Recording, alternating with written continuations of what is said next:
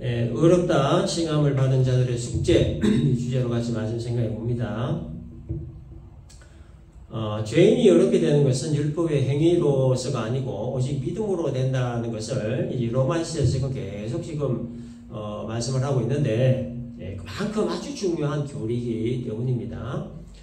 믿음으로 의롭게 된다는 것, 이것을 칭의라 이렇게 칭하는데, 이것은 예수 믿어야 구원받는다는 말과 같은 의미이기 때문에, 그래서 이것을 올바로 다루지 않으면 이제 기독교가 아주 뿌리째 흔들려 버리게 되는 겁니다.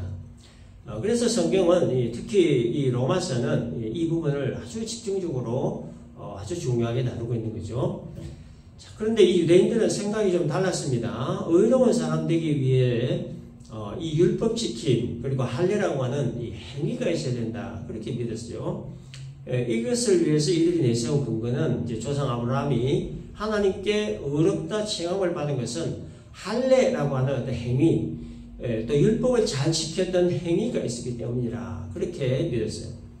그러나 바울은 로마서를 통해서 아브라함이 하나님께 의롭다 칭함을 받은 것은 할례를 행했던 행위나 율법을 지켜 행함으로 했던 그 행위 때문이 아니고 하나님의 말씀을 믿었던 믿음 때문이었다라고 얘기하는 거죠. 그래서 이 2절을 보면, 만일 아브라함이 행위로서 의롭다 하심을 받았으면 자랑할 것이 있으려니와 하나님 앞에서는 없다, 이렇게 얘기합니다.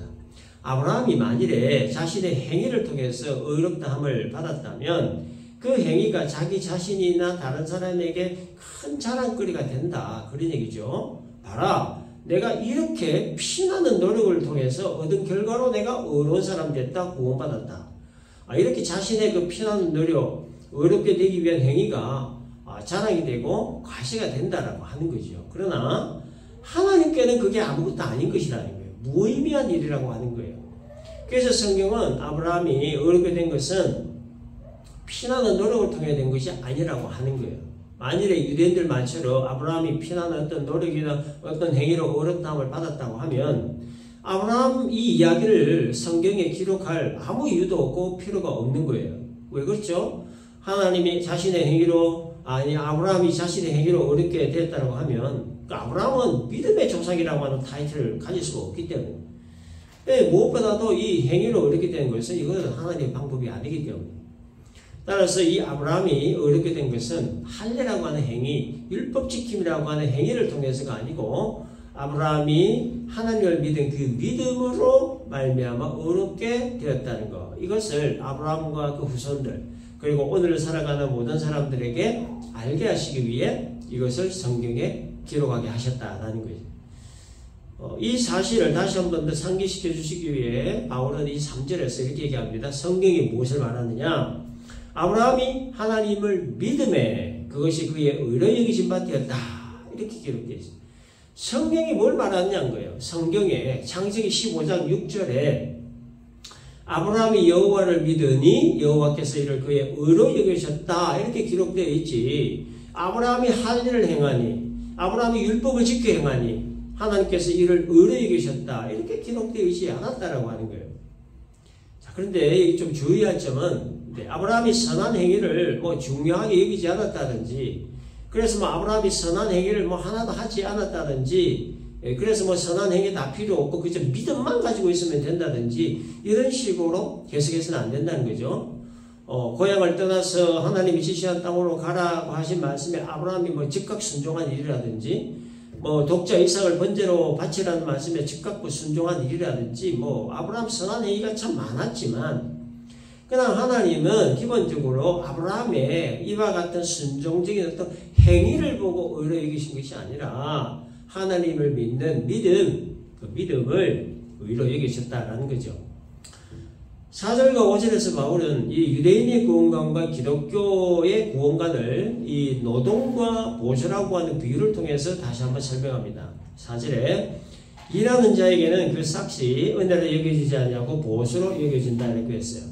그러니까 유대인의 구원관이 뭐냐면 보수를 받기 위해 일을 한 자가 그에 대한 보수를 당연히 받듯이 구원을 얻기 위해 율법을 지키고 행한 자는 당연히 구원을 얻는다는 거, 이게 유대인의 구원관이었습니다. 그러니까 쉽게 말하면 이거예요. 구원을 어떻게 맨입에 받을 수 있느냐? 어떻게 공짜로 얻을 수 있느냐? 어떻게 그 귀한 구원을 날로 먹을 수 있느냐는 거예요. 하늘의 별 따기보다 더 어렵고 힘든 구원을 얻기 위해서는 하나님이 주신 율법을 철저하게 지켜 행해야 되고, 또 그 율법을 지켜 행하기 위해서는 피나는 노력과 수고를 해야 되고, 또 하나님이 명하신 그 할례를 행해야 구원을 받아도 좀 당당하고 떳떳하게 받을 수 있지 않느냐.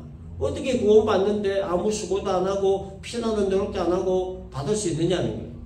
어떻게 예수 믿는다 그 믿음 하나로 구원 받을 수 있느냐. 절대 그럴 수 없다는 거죠. 그래서 피나는 노력과 행위를 통해서 의로운 자가 된다는 거. 이게 유대인의 구원관이에요. 자, 그런데 이제 바울은 이 유대인의 구원관과는 정반대 개념의 구원관을 설명합니다. 5절에 이를 아니할지라도 경건하지 아니한 자를 의롭다 하시는 이를 믿는 자에게는 그의 믿음을 의로 여기신다. 이렇게 말씀했어요. 이게 이 일이라고 하는 것은 의롭게 되기 위해 하는 모든 일을 말하는 거예요. 구원받기 위해 행하는 피나는 노력과 같은 일을 말하는 거예요. 그래서 이 의롭게 되기 위해 구원받기 위해 피나는 노력이나 어떤 행위들을 하지 않더라도 심지어 경건하지 아니한 자, 즉 율법을 지키지 않는 죄인이라고 할지라도 믿음으로 말미암아 의롭게 여겨주시는 하나님에 대한 그 믿음만 정확하게 가지고 있다면 그 믿음을 의로 여겨주시고 또 구원을 주신다는 거예요. 이게 우리 기독교의 구원관이죠. 6절에 보면 일한 것이 없이 하나님께 의로 여기심을 받는 사람의 복에 대하여 다윗이 말한 바라고 했습니다. 피나는 노력과 행위가 아닌 믿음으로 의롭다 칭함을 받는 이 사람에 대해 성경은 복된 사람이다 이렇게 말한다는 거예요. 왜 이런 사람이 복된 사람인가를 설명하기 위해 바울은 7절과 8절에서 다윗의 그 시편 32편 그 시를 이렇게 인용을 합니다. 불법이 사함을 받고 죄가 가려짐을 받는 사람들은 복이 있고 주께서 그 죄를 인정하지 아니한 사람은 복이 있다. 자, 이 말씀은 죄인이 죄 사함을 받는 것만큼 복된 일은 없다. 그런 얘기예요. 이것은 마치 사형수가 무죄 선고를 받고 석방되는 것과 같은 일이라는 거죠. 사형수가 사형 집행 당일날 사형이 그 집행이 정지되고 무죄 선고를 받아 풀려난다고 하면 사형수에게 의해서 이것만큼 더 좋은 일은 없을 거라는 거예요. 그래서 비록 악한 죄인일지라도 그 죄인이 하나님을 믿는다면 하나님은 그 죄인의 그 믿음을 보시고 그 사람의 죄를 사해 주신다라는 거죠. 죄로 인한 심판과 형벌의 집행을 정지시켜 주시고 사면하셔서 풀어주신다는 거예요. 그래서 더 이상 죄인이 아니라 의인으로 칭해 주신다라는 겁니다. 따라서 죄인이 죄사함을 받고 의인이 되는 것만큼 더 큰 복은 없다는 거예요. 피나는 노력과 행위가 없고 아무것도 한 것이 없지만 오직 하나님을 믿는 믿음으로 의롭다 칭함받은 사람, 이런 사람이 복된 사람이라는 거죠. 대표적인 사람, 예수님 십자가 곁에 못 박힌 한평 강도. 평생을 강도질하고 나쁜 일이 했지만 마지막 죽기 직전에 예수 믿습니다. 그 예수님이 그 믿음을 보시고 그 어렵게 얘기해 주신 거예요. 나와 함께 낙원에 있으리라. 그런 복을 주신 거예요. 자, 그리고 믿음으로 말미암아 어렵다 여김을 받은 이 복은 할례를 받은 자에게만 국한된 것이 아니라 할례를 받지 않은 자에게까지도 적용되는 것이라고 합니다. 9절에 그런즉 이 복이 할례 자에게냐 혹은 무할례 자에게도냐, 물론 우리가 말하기를 아브라함에게는 그 믿음이 의로 여겨졌다 하더라 그랬습니다. 여기에 이제 할례자는 유대인들을 말하고 무할례자는 이방인들, 우리를 말하는 거예요. 유대인들은 조상 아브라함이 할례를 행한 것은 후손들을 대표하는 것이기 때문에 아브라함의 후손들에게만 할례라고 하는 특권이 주어졌고, 따라서 유대인만 의롭다 칭함을 받을 수 있는 것이지 무할례자 즉 이방인은 그렇게 될 수 없다. 이방인은 아브라함의 후손이 아니기 때문이다. 따라서 무할례자인 이방인은 어렵게 될 수 있다. 이렇게 주장한 겁니다. 근데 이 바울은 아브라함이 어렵게 된 것은 할례를 행했기 때문이 아니라 하나님의 언약의 말씀을 믿었기 때문에 어렵게 되었다. 그래서 이 아브라함이 어렵게 되었다라고 하는 이 결과론적인 측면에서는 유대인이나 바울이나 공통적인 결론이지만, 그러나 그 어렵게 되는 방법에 있어서는 달랐던 거예요. 유대인은 행위를 통해서, 바울은 믿음을 통해서.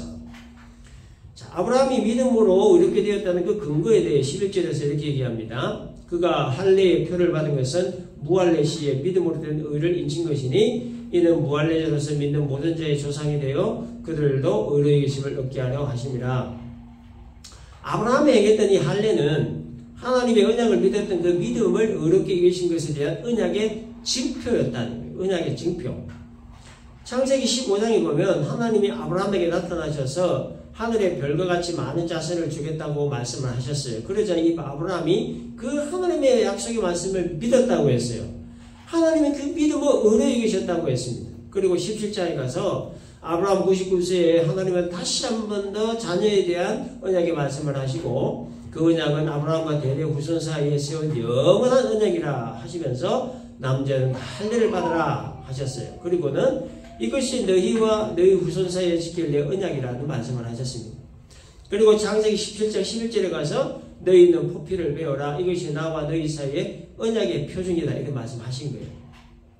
그래서 결론적으로 이 할례라고 하는 것은 하나님이 아브라함에게 언약하신 것에 대한 표징이었다는 거예요. 언약의 표징 혹은 언약의 증표. 그리고 이제 아브라함이 하나님을 믿어서 의롭게 여김을 받고 할례를 행함으로 이 언약의 표징을 받은 것은 무할례자들, 즉 이방인들도 믿음으로 의롭게 될 수 있다는 것을 보여주기 위함이었다. 아브라함을 일종의 본보기 샘플로 삼으셨다는 그런 뜻이에요. 자, 아브라함 봐라. 아브라함이 하나님을 믿는 믿음으로 의롭게 되었다. 그 징표로 할례를 받았다. 행했다. 따라서 이방인 너희들도 하나님을 믿는 믿음이 있다면 의로운 자가 될 수 있다. 이것을 보여주시고 알게 하시기 위해 할례라고 하는 언약의 표징을 보여주셨다라는 거예요. 그러나 유대인들은 할례를 행하려는 하나님의 명령에 순종하여 아브라함이 할례를 행했기 때문에 하나님으로부터 의롭다 칭함을 받게 되었다.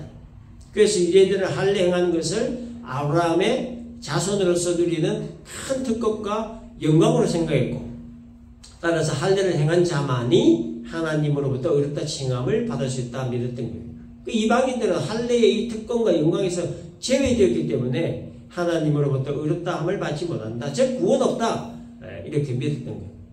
자, 이런 이야기가 이 본문 전체에 흐르는 내용이 이제 결론적으로 바울은 23절과 25절을 통해서 믿음으로 의롭게 된다는 그 믿음의 출처를 예수님께로 포커스를 맞춥니다. 23절, 24절 그에게 의로 여겨졌다 기록된 것은 아브라함만 위한 것이 아니요 의로 여기심을 받을 우리도 위함이니 곧 예수 우리 주를 죽은 자 가운데서 살리시리를 믿는 자니라. 죽은 자 가운데서 살리신 하나님을 믿는 자는 아브라함처럼 의로운 자가 될 수 있다. 그런 얘기죠. 자, 그러면 하나님이 죽은 자 가운데서 살리신 자 예수는 누구인가 하는 거예요. 예수가 대체 누구이기에 그를 믿는 자를 의롭다 하시느냐? 유대인은 아브라함이 행했던 할례를 자사손손 지금까지 지켜오고 있고 또 율법을 지켜 행하기 위해 지금까지 피나는 노력과 수고를 해오고 있고 그렇게 해야만 의롭게 되고 구원을 받는다 그렇게 굳게 믿고 왔는데 근데 바울은 죽은 자 가운데서 살아나 예수를 믿어야 의롭게 되고 구원을 받는다고 하니 도대체 그 예수가 누구냐 하는 거예요. 그 예수에 대해 25절에서 예수는 우리가 범죄한 것 때문에 내 줌이 되고 또한 우리를 의롭다 하시기 위하여 살아나셨다라고 말합니다. 예수는 우리의 허물과 죄를 담당하기 위해 내 줌이 되었다.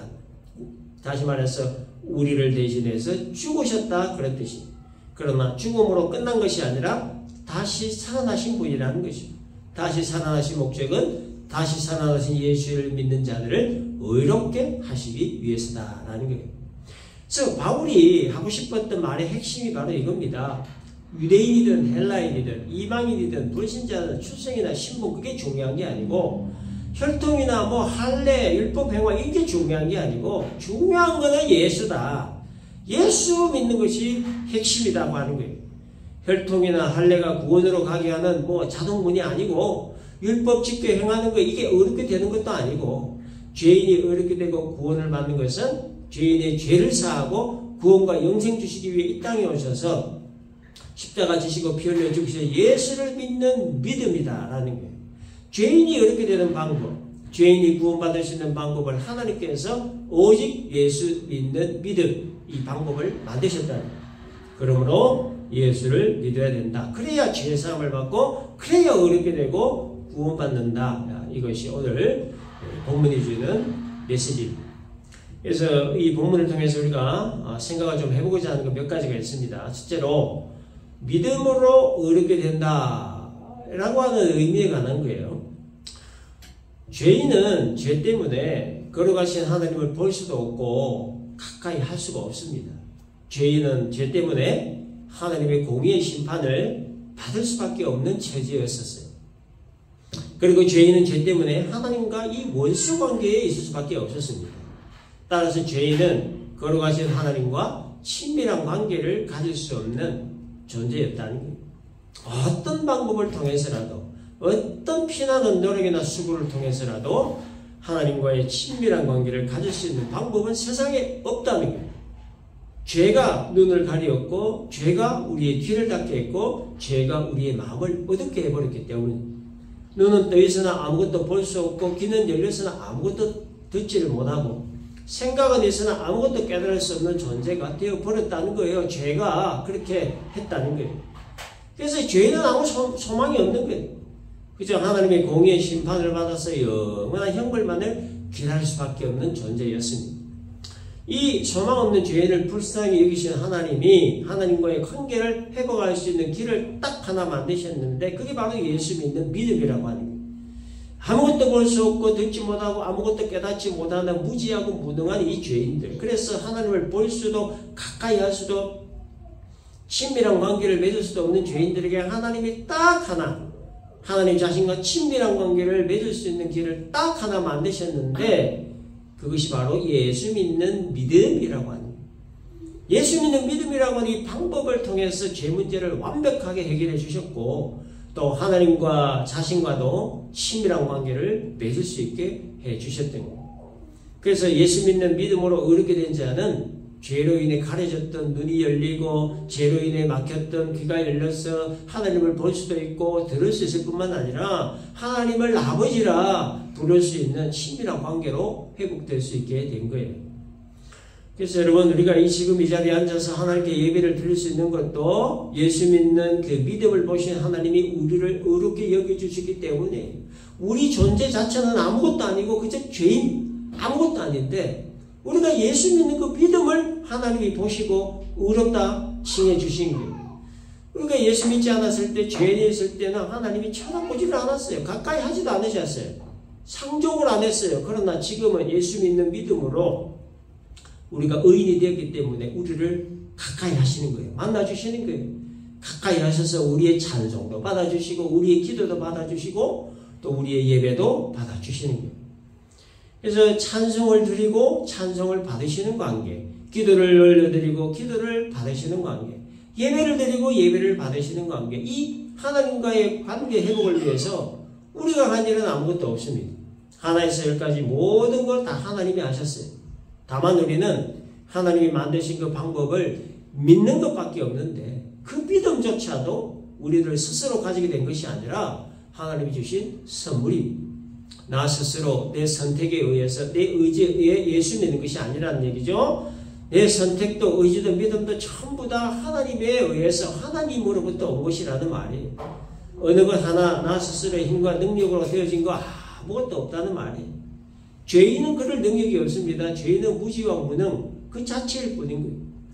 죄인이었던 우리를 의롭게 하시고 의인으로 칭해 주시고 구원 백성 삼아 주시고 천국과 영생 주시고 또 그렇게 할 수 있는 믿음조차도 주신 분이 하나님이시고 그러니까 하나에서 열까지 모든 것 다 하나님의 전적인 은혜로 말미암음이다라는 거예요.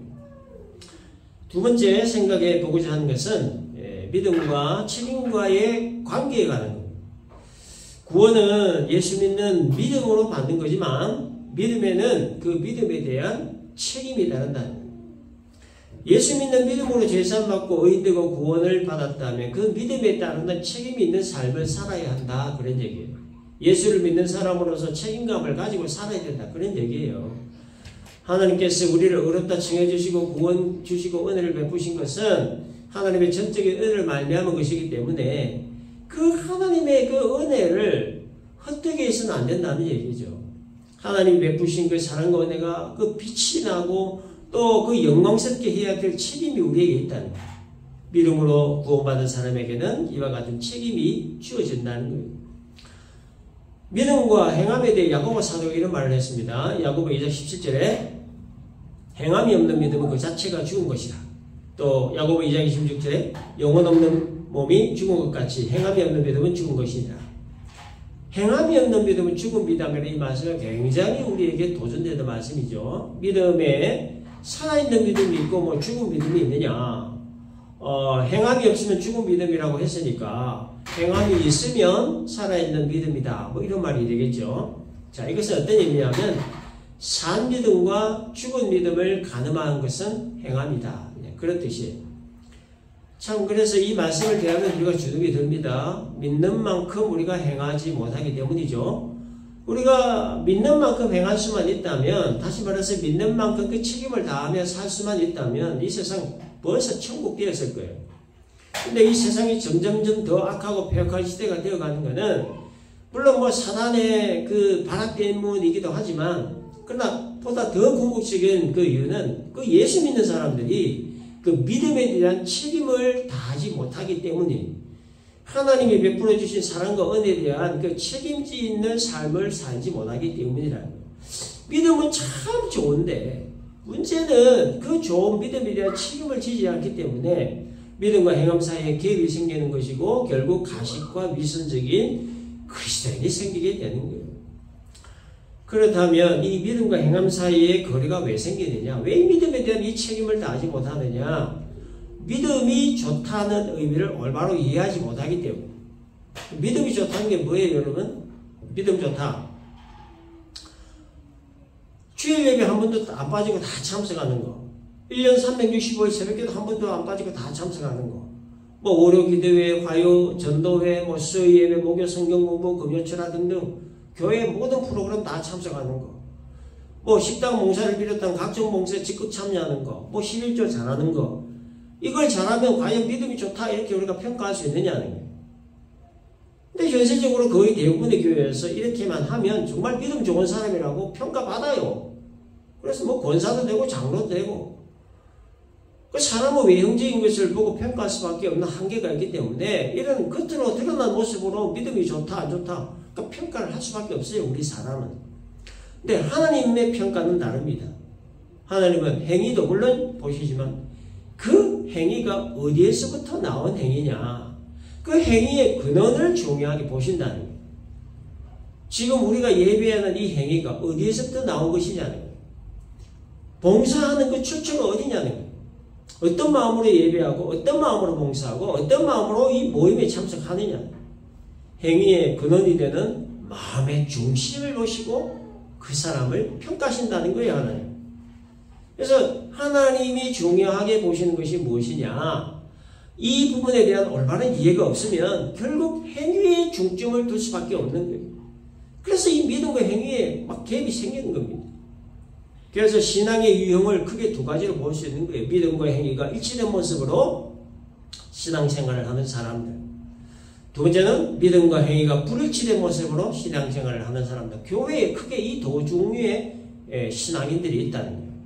그래서 우리는 이 두 가지 유형 중에 어디에 해당하는 신앙인이냐라는 거예요. 그래서 믿음에는 책임이 따른다라고 하는 것은 믿음과 행위가 일치된 모습으로 신앙생활을 해야 한다. 이런 의미라는 것을 우리가 잘 이해를 하고 우리의 신앙이 바로 이와 같은 신앙이 되기를 위해서 수고하고 몸부림쳐야 된다라고 하는 거. 이게 두 번째로 생각해 보고자 하는 겁니다. 자, 마지막 세 번째로 우리가 생각을 해보고자 하는 것은 예수를 믿는다라고 하는 그 말에 담긴 의미가 뭐냐는 거예요. 예수 믿는다는 거 뭡니까? 한마디로 내 삶을 주님께 전적으로 의탁하는 것을 말하는 거예요. 주님을 전적으로 의지하고 신뢰함으로 내 삶을 주님께 전적으로 의탁하는 것, 이게 바로 예수 믿는다는 의미예요. 내 삶을 주님께 의탁한다는 것은 어떤 의미냐면 주님의 가치관으로 산다는 것을 말하는 거예요. 예수 믿기 이전에 나는 내가 세상의 중심이 되어 무엇이든지 내가 하려고 했지만, 그러나 예수 믿고 난 이후에 나는 예수님이 중심이 되어 무엇이든지 예수님이 하시도록 주님께 맡기는 것. 이게 바로 주님께 내 삶을 의탁하는 삶이라는 거예요. 주님은 나의 목자, 나는 주님의 어린 양. 이런 마음으로 어린 양인 내가 목자이신 주님을 전적으로 의지하고 신뢰함으로 주님께 내 삶 모든 것을 맡기는 것. 이게 바로 주님께 내 삶을 의탁하는 삶이라는 거예요. 내가 내 인생의 주인이 되어서 내 생각, 내 계획, 내 뜻대로 살았던 삶을 청산하고 주님이 내 인생의 주인이 되셔서 주님의 계획과 뜻대로 사는 것. 이게 바로 주님께 내 삶을 의탁하는 삶이라는 거예요. 그러나 예수를 믿고 하나님 나라 백성으로 거듭난 새사람이 되었음에도 불구하고 내 인생의 자리에 여전히 내가 앉아서 내 삶을 내 뜻대로, 내 계획대로, 내 가치관대로, 내 의지대로 사는 것. 이게 결론적으로 믿음에 책임지지 않는 삶이다라는 거예요.